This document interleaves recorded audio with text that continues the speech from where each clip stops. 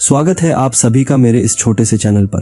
दोस्तों सोचो अगर आपके घर में रहने वाला इंसान असल में इंसान ही न हो, एक ऐसा रोबोट जो प्यार करे, सपने देखे और आपकी शादी तोड़ दे। आज की ये कहानी इसी सोच पर बनी 2019 में आई लाइफ लाइक फिल्म की है। एक ऐसी फिल्म जो आपको आखिर तक सोचने पर मजबूर कर देगी। कहानी की शुरुआत एक जोड़े से होती है जो अपने अपार्टमेंट में एक पुराना सोफा लाते हैं। लड़की का नाम सोफी है और लड़के का जेम्स। सोफी ने सारा काम किया और अब वह इस सोफे की मरम्मत करने वाली थी। दोनों अपने वैवाहिक जीवन से खुश थे और सुखमय जीवन व्यतीत कर रहे थे। उनकी आर्थिक स्थिति औसत थी, लेकिन जेम्स के पिता बहुत अमीर थे क्योंकि वो एक बिजनेसमैन थे। वो एक बड़ी कंपनी के मालिक है, लेकिन किसी कारणवश से जेम्स अपने पिता के साथ नहीं रहता। इसके बजाय वह सोफी के साथ एक सुखमय जीवन बिता रहा है। एक दिन जेम्स को पता चलता है कि उसके पिता का निधन हो गया है और उन्होंने अपनी सारी संपत्ति अपने बेटे जेम्स को सौंप दी। यानी कि अब से जेम्स अपने पिता की कंपनी का संचालन करेगा। इसलिए वे अपनी पुरानी जीवन शैली को छोड़कर नई जीवन शैली में कदम रखते हैं। वे पहले एक छोटे से अपार्टमेंट में रहते थे और अब उनके पास एक खूबसूरत आलीशान घर है। लेकिन सोफी अपने जीवन में आए इस बदलाव से ज्यादा खुश नहीं थी, क्योंकि ये अजीब था कि सब कुछ अचानक बदल गया। लेकिन वे इस वास्तविकता को स्वीकार कर लेते हैं, क्योंकि अब उन्हें अपना जीवन इसी तरह बिताना है। सोफी ने पहले ही दिन घर से 2 नौकरों को निकाल दिया। उन्हें इसकी आदत नहीं थी क्योंकि वे सारा काम खुद ही करते थे। जेम्स उसे समझाने की कोशिश करता है कि उसे ऐसा नहीं करना चाहिए था। यह एक बड़ा घर है, इसलिए तुम पहले की तरह अकेले यहाँ काम नहीं कर पाओगी। हमें किसी की मदद की जरूरत होगी। सोफी कहती है कि मुझे इसकी लत नहीं है। हमें अपना काम खुद ही करना चाहिए। हमें अपना जीवन अपनी इच्छा के अनुसार व्यतीत करना चाहिए। सोफी के इस बदलाव का असर जेम्स के जीवन पर भी पड़ा।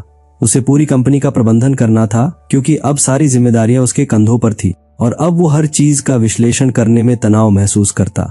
यहाँ सोफी भी सारा काम संभालने में असमर्थ थी। जेम्स ने ये बात अपनी कंपनी में काम करने वाले एक लड़के को बताई। वो कहता है कि मेरे पास इस समस्या का समाधान है। उनकी कंपनी में एक वैज्ञानिक कार्यरत था और उसके पिता भी उसी कंपनी में काम करते थे। उन्होंने मानव जैसे दिखने वाले रोबोट बनाए। कोई भी ये अंदाजा नहीं लगा सकता कि ये रोबोट है या इंसान। ये रोबोट इंसानों की तरह ही सारा काम करते हैं। जेम्स को एक ऐसे व्यक्ति की जरूरत थी जो सारा काम कर सके। वो सोफी को अपनी कंपनी में लाता है। वह उससे सभी रोबोटों में से किसी एक रोबोट को चुनने के लिए कहता है।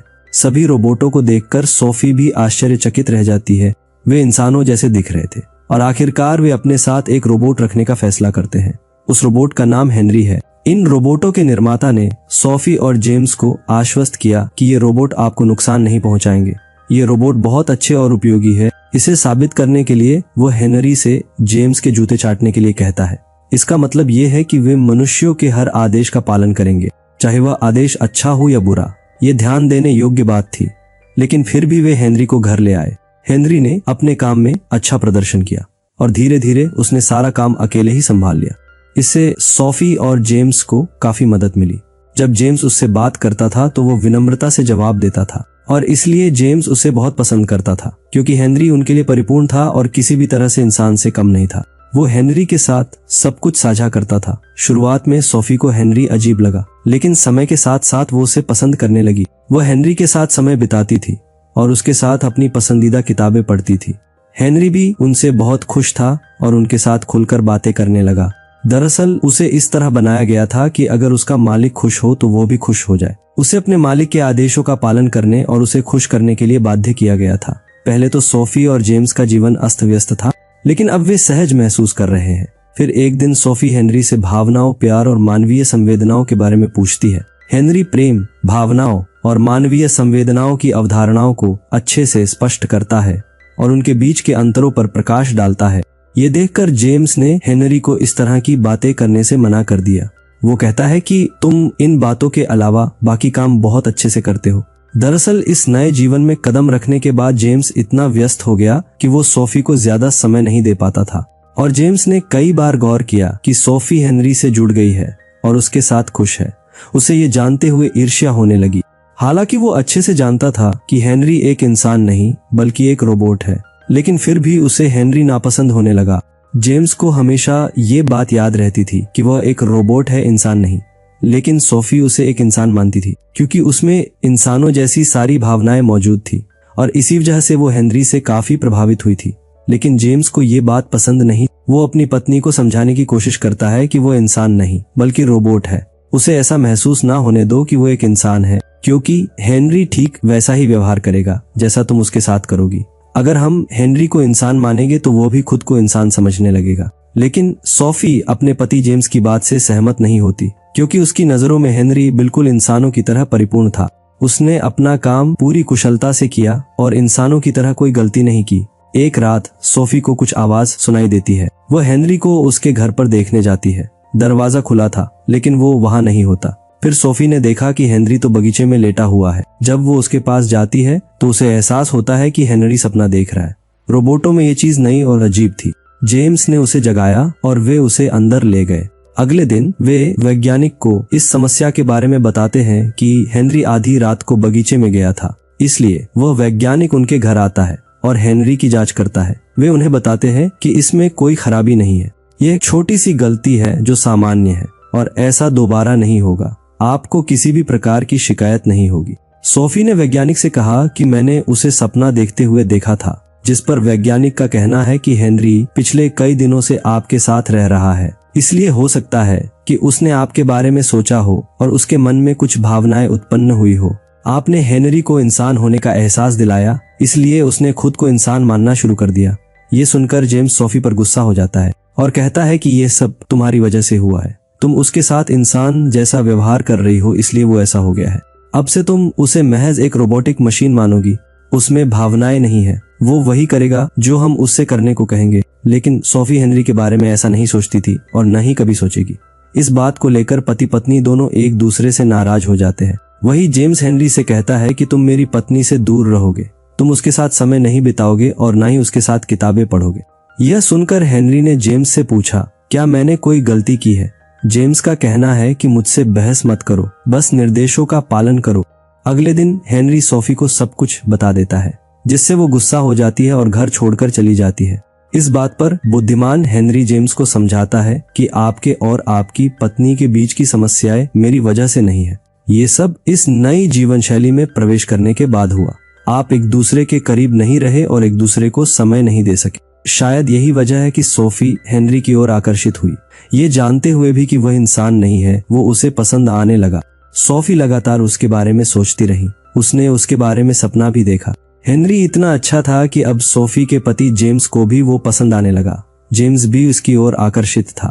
एक दिन जब सोफी घर पर नहीं थी तो जेम्स ने हेनरी के साथ बहुत बुरा बर्ताव किया। इस वजह से हेनरी को बुरा लगता है, लेकिन ये बात वो सोफी को नहीं बताता। वो इस बात को छुपाता है। इसके बाद जेम्स अपने पहले वाले बर्ताव के लिए सोफी से माफी मांगता है और उसे घर वापस आने के लिए कहता है, लेकिन सोफी को तो अब हेनरी अच्छा लगने लगा था।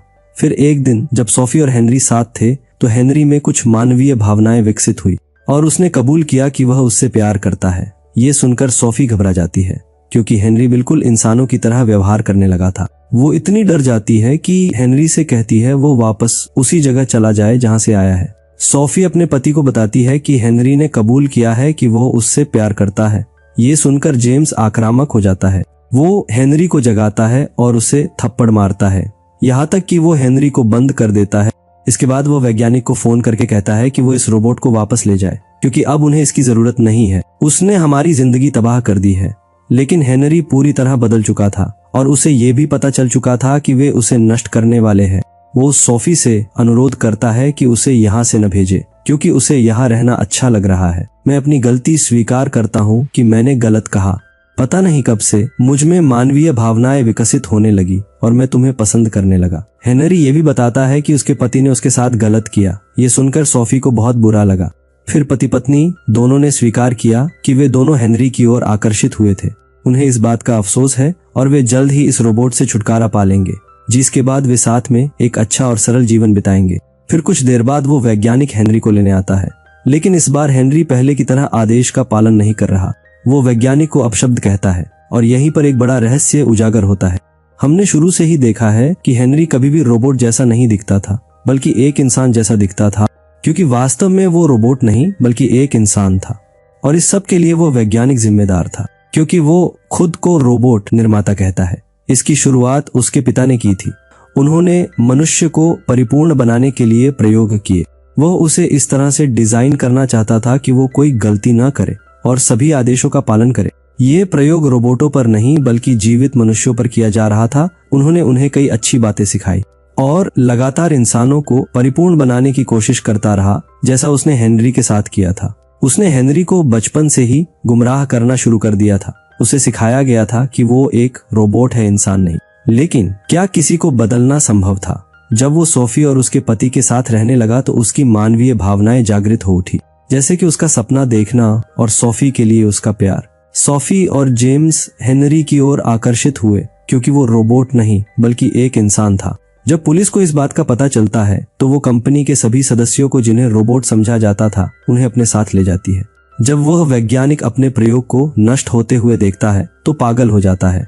वह उन पुलिस अधिकारियों को मार डालता है जो उसे मारने के लिए वहां आए थे।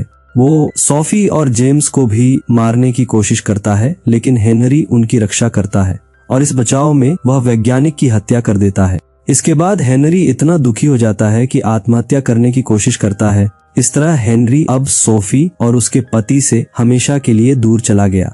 फिर कुछ सालों बाद का एक दृश्य दिखाया जाता है जहां पर सोफी और उसके पति जेम्स का एक बच्चा है और उन्होंने उस बच्चे का नाम हेनरी रखा। वे हेनरी को कभी नहीं भूले, लेकिन वो उनके लिए एक शाश्वत स्मृति बन गया।